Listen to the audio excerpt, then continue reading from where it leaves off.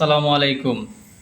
কবিরাজ ভাইয়াদের জন্য আজকে একটা আসন নিয়ে হাজির হয়েছি। এটা হচ্ছে জাগ্রত আসন, দোহাই শ্রী হরির। এই যে যে দেখতে পারতেছেন দেবতা, এই দেবতা, এই যে দোহাই শ্রী হরির, এখানে দেখতে পারতেছেন ওং হিরিং সিরিং ক্রিং হিরিং ফট সাহা।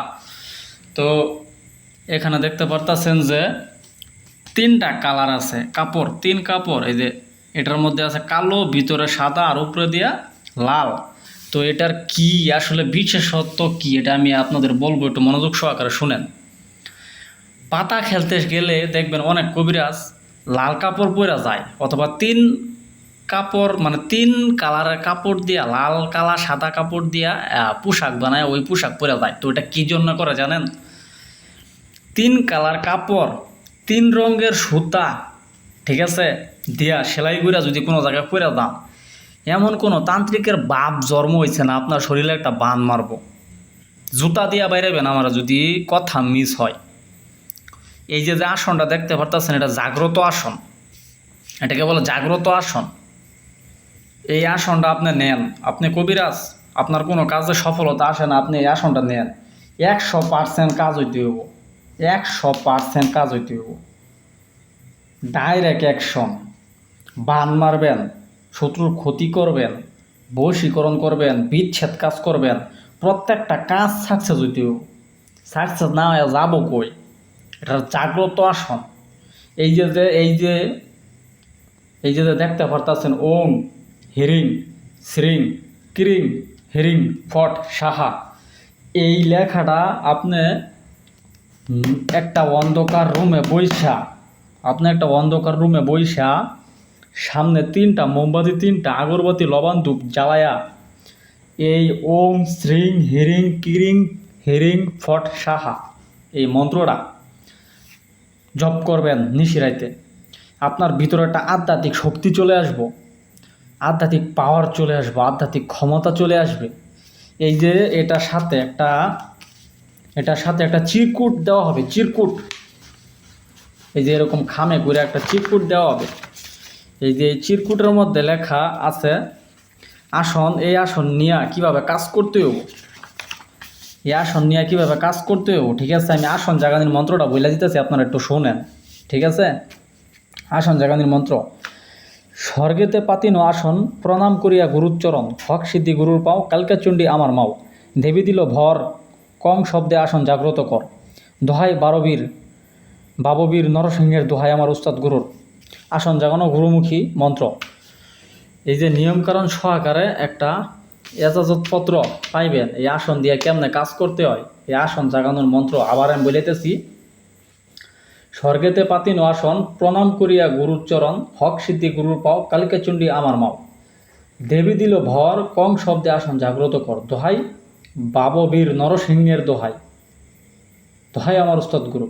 ঠিক আছে, এটা আপনি যে সময় এই আসন জাগানি মন্ত্র জপ করবেন, এই যে এখানে উপরে নিয়মকানুন লেখা আছে, আসন ব্যবহার করার নিয়ম সম্পূর্ণ একটা চিরকুট দেওয়া হবে আপনাদেরকে, এরকম একটা চিরকুট খামে করে দেওয়া হবে ইনশাল্লাহ এই ইয়াটা নিলে।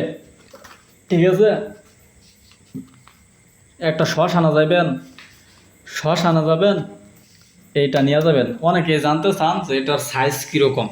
এটার সাইজ হচ্ছে একটা জায়নামাজের মতো, একটা জায়নামাজ যতটুকু বড়, এটাও ঠিক ততটুকু বড়।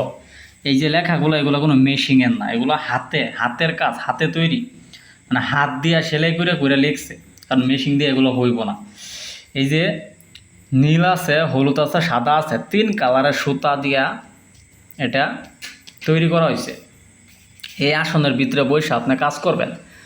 খুদার কসম, আপনার কুণ্ডুলি দেওয়ার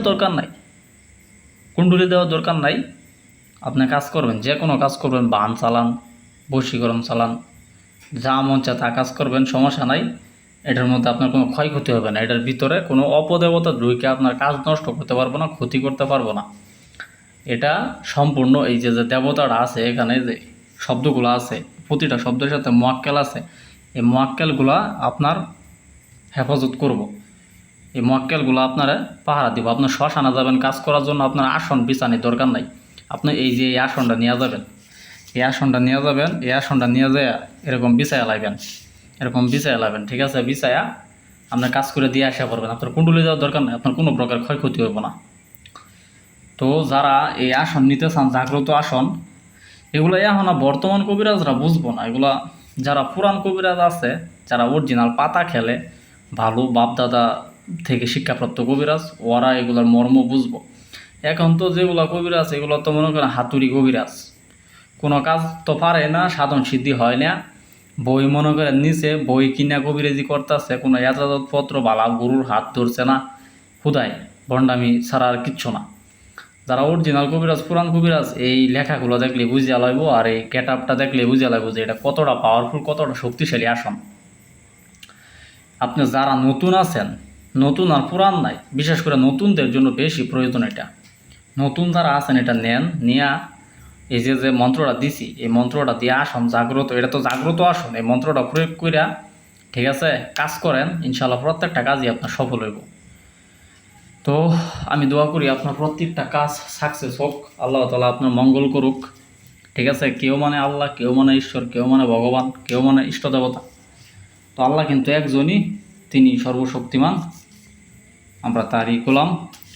যারা হিন্দু ধর্মের আছেন তারা কিনতে পারেন এটা, যারা মুসলমান ধর্মের আছেন তারাও কিনতে পারেন, কোনো সমস্যা নাই। ইনশাল্লাহ প্রত্যেকটা কাজই আপনার সাকসেস হবো। আমি প্রথমে বলছি, কেউ মানে আল্লাহ, কেউ মানে দেবতা, কেউ মানে ভগবান, কেউ মানে ঈশ্বর, কিন্তু স্রষ্টা কিন্তু একজনই। মুসলমান ধর্মের জন্য এটা পারফেক্ট, হিন্দু ধর্মের জন্য পারফেক্ট, খ্রিস্টান ধর্মের জন্য পারফেক্ট। নিশিরাইতে এই ওয়ার্ডগুলো উচ্চারণ করবেন, ইনশাল্লাহ আপনার ভিতরে অনেক পরিমাণে একটা টেম্পার, মানে কুফুরি শক্তির একটা টেম্পার যে চলে আসবো। আপনার যে কোনো একটা জারা ফুরা মন্ত্র ফুরা ফুমারবেন, কাজ হয়ে যাব। আপনার যে কোনো মনে করেন একটা করবেন, বশীকরণ চালান দিবেন, কাজ হয়ে যাব। যে কোনো বান চালান দিবেন, কাজ হয়ে যাব। আপনার ক্ষয়ক্ষতি হবে না, এটার ভিতরে বসে থাকা কালীন ক্ষয়ক্ষতি হবে না। এই যে ওং, হেরিং, সিরিং, কিরিং, হিং, ফট, সাহা, এগুলা উচ্চারণ, এগুলো মন্ত্রের মধ্যে যে দেবতাগুলো আছে, মক্কেলগুলো আছে, এই মক্কেলগুলো আপনার হেফাজতে রাখবো। তো আজকে এই পর্যন্তই। আমি জানি না কতটুকু বুঝাইতে পারছি আপনাদের, ঠিক আছে? তো আপনারা ভালো থাকবেন। সাথে এরকম একটা এজাজতপত্র দেওয়া হবে, আসন জাগ্রত করার মন্ত্র দেওয়া হবে, গুরুমুখী মন্ত্র, উস্তাদ হতে শিক্ষাপ্রাপ্ত। তো সকলে ভালো থাকবেন, সকলে সুস্বাস্থ্য কামনা করি। আজকের মতো বিদায়, পরবর্তী ভিডিওতে আবার দেখা হবে। আল্লাহ হাফেজ।